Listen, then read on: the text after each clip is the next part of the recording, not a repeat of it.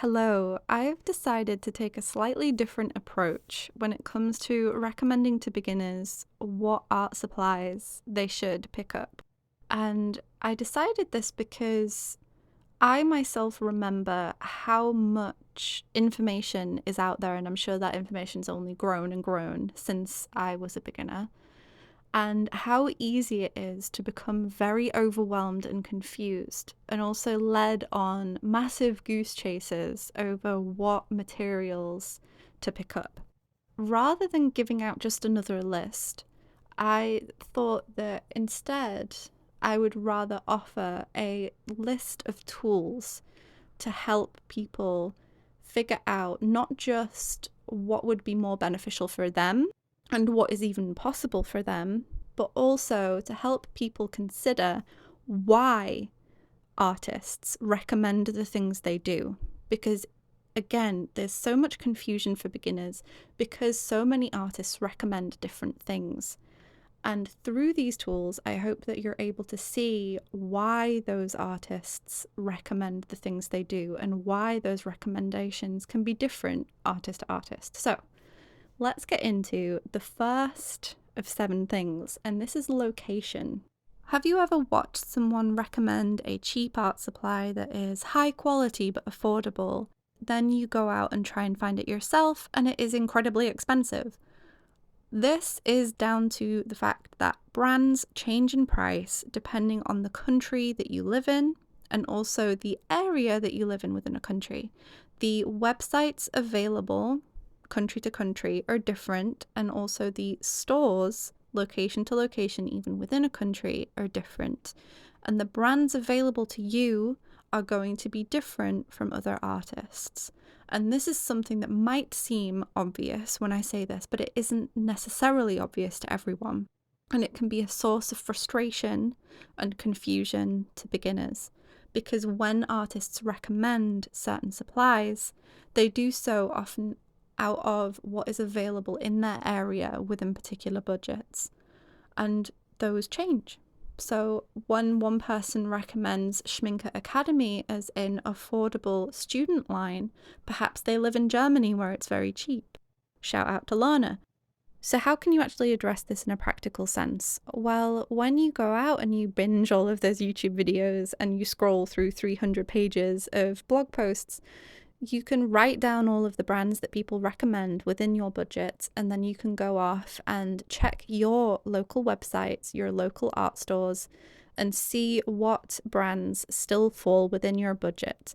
But I also recommend that you go to those same websites and stores and see what brands are within your budget there, and then go out and research those brands, see what people say about them, what reviews there are about them, because you might come across something that is a gem in your local area that you might only find 1 or 2 reviews of when you go off and look specifically for that brand, because it's a brand that's either not available where most artists online that have YouTube channels, etc., live, or it might not be cheap in their area, but it's cheap in yours. The second thing that I'm going to recommend that you keep in mind is your budget. This is the one that everyone talks about. It's the most obvious one. I recommend to you that you get to know your budget realistically and also keep checking in with it, but to also combine your knowledge of your budget with the other things I'm talking about in this video, such as location. By getting to know your budget and the other factors associated with it, you have a much more cohesive understanding of what is realistic to you and your needs. One thing that is helpful now is that a lot of artists online, when they're recommending art supplies, do categorize them based on budget. It's not all the time, but a lot of the time now they do. And it's usually categorized into 2 or 3 options. So for 3, it would be something like luxury, expensive items, and then it would be the everyday but slightly more expensive items, so things like professional quality paints, cotton paper, etc. And then it'll be the cheaper options. Sometimes that'll be like student grade, for example.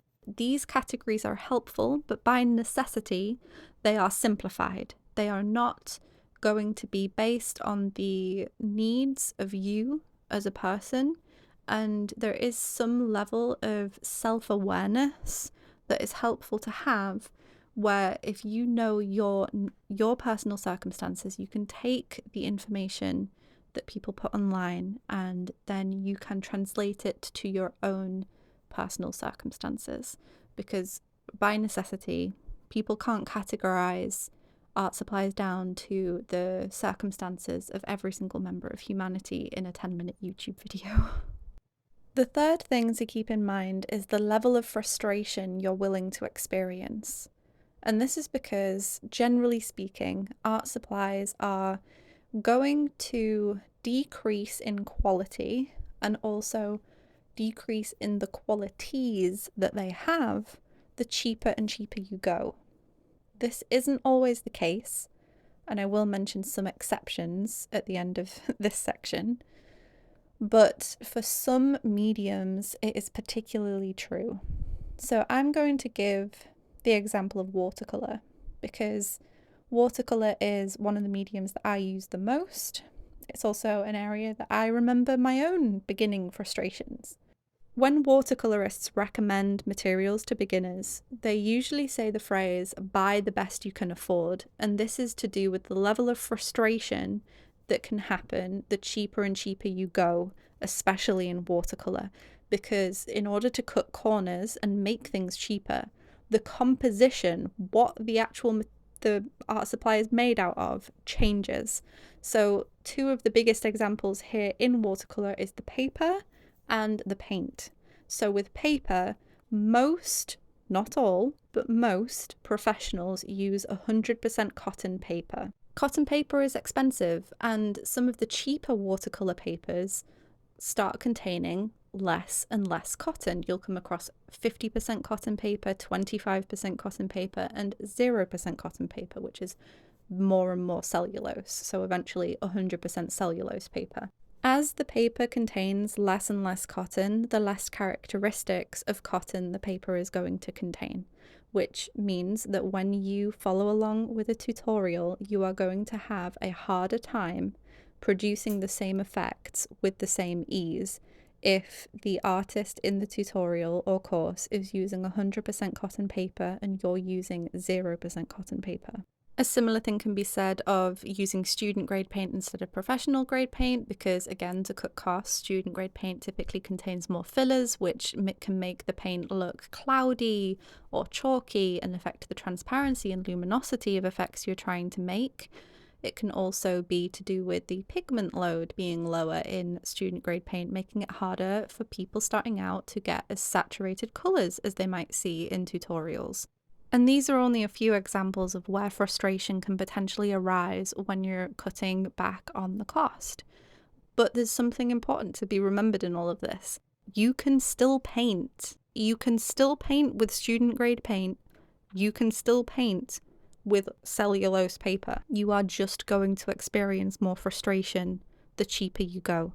And this is what I'm meaning by try to figure out what level of frustration you're willing to deal with. And yes, as a beginner, as a fresh beginner, you might not know. So I encourage you to figure that out. Use your early years to figure out what frustrates you and what excites you, what you love, what you don't mind, and what you hate. Use this time to figure that out as well, because it will pay you back tenfold over the course of your art journey, the more you figure out for yourself what frustrates you. Because every single artist is going to have a very different set of what frustrates them, what they don't mind dealing with, and what they love. And that is the source of so many different opinions online, as well as other factors in this video as well. You're going to not necessarily know what you want based on what other people say. And that is just a fact of the art journey, baby. You're gonna be figuring that out for yourself, I'm afraid. Like, I hate with an unearthly passion water brushes. I do not get along with them. They feel weird to use to me, but I wouldn't go out and tell people, like, don't use them, because I cannot deny their convenience, and some artists absolutely adore how they feel to use. There are some artists I've seen create absolute masterpieces in videos who only use water brushes, which blows my mind. For me, though, I recognize I cannot stand them at all, and I use them purely because of their convenience, but otherwise I hate them. Before I forget as well, there are some exceptions to the buy the best you can afford thing as well. So, just off the top of my head, when it comes to sketching, pencils, oftentimes the cheap ones are just as fine as most other pencils, especially when you're just looking at HB. And then when it comes to some other sketching materials as well, I absolutely adore sketching with ballpoint pen. Big ballpoint pens are some of the cheapest things you can get. You can even recycle them in some places. It's a little bit finicky, but you can. And yeah, those are really cheap things that you can use to draw. Another thing to consider is what interests you. And this can be in the medium, but also the subject. If you know you're only interested in particular mediums, then it is easier for you to go off and only look into those mediums and what you might need. But I also suggest that you consider what subjects you're interested in, or even if you don't know what you're interested in, that can help you too.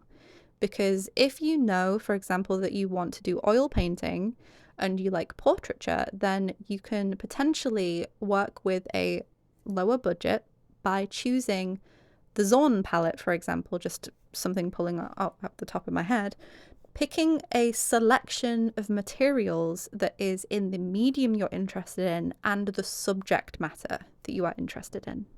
If you don't know what subjects you're interested in, then one thing that you could do is you can still go for a limited palette, but go for something that is more general. For example, when I first got into alcohol markers, I chose a set of grey markers because I compromised with myself that I wanted to be able to do full illustrations of any subject.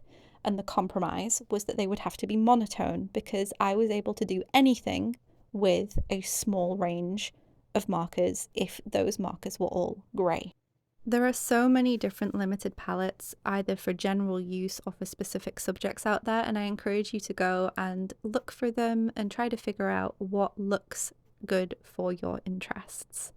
But this brings us to the next thing to consider, which is how limitation can birth creativity and how having the bare minimum can sometimes really help you in your creative practice. It can be very tempting, especially when there are so many different artists out there all using different materials, for you to want to amass a giant amount of supplies.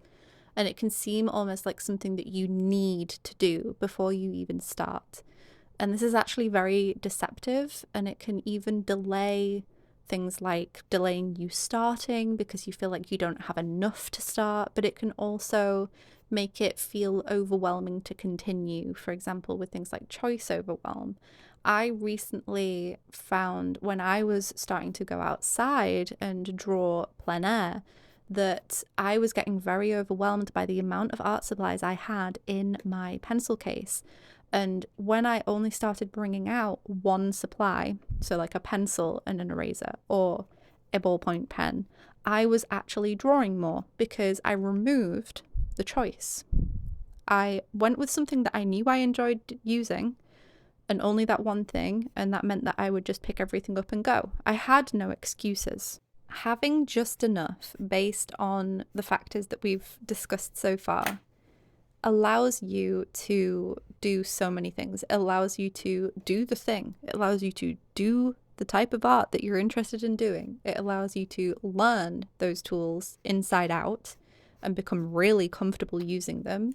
It allows you to see your skills progress because there is only you and that limited set of supplies. And it allows you to figure out what you want to, and here we go, transition moment, start building a collection. So the next section is building a collection. Rome wasn't built in a day, and neither was my art supply collection or the art supply collections of pretty much any artist that you'll see online. We didn't get all of our art supplies in one giant shopping trip, though that would be amazing, but we did not.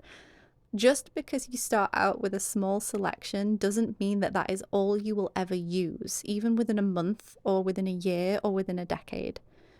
Building a collection is adaptable as well, based on the factors previously discussed. It grows to different extents and in different ways for you as an individual. Every single artist is going to amass a different collection from one another.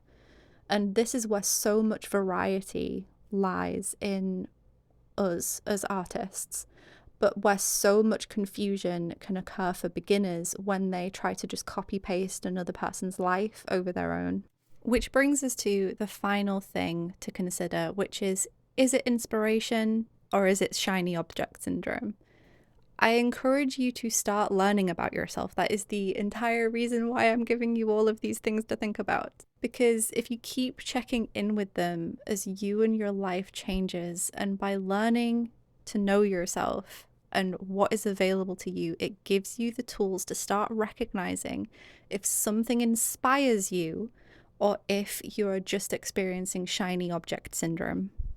When you watch your favorite artist or you talk to some of your art friends and they're really excited and they're gushing over their new art supply that is just changing their art practice and they love it so much, before you start getting the insatiable urge to throw your wallet on the table at your art supply store and buy the thing that they're ranting and raving about, think about all the things I just mentioned and whether that art supply is actually something that you want or need right now, or if you are just in a lighter aspect of who we are as people, if you are excited that they're happy, if you are happy that they're happy and you're feeling this mutual joy, or if you are in a more shadow side of ourselves, coming up with excuses, the good old, if I had that person's pen, I would draw like them, which is one of the classic traps that people fall under for years, not just beginners, but people who are doing art for years falls under it. If I had that person's thing, I would be like them. You can definitely be inspired by another artist, and if you check in with yourself and you decide that yes, this is actually something that would really fit me really well, then that's great. Go out and get that thing and enjoy it to the fullest in your practice. And with that, those are 7 things to potentially consider before you buy art supplies, especially if you're a beginner. Take what resonates and leave what doesn't. Thank you for watching, and I'll see you next time. Bye.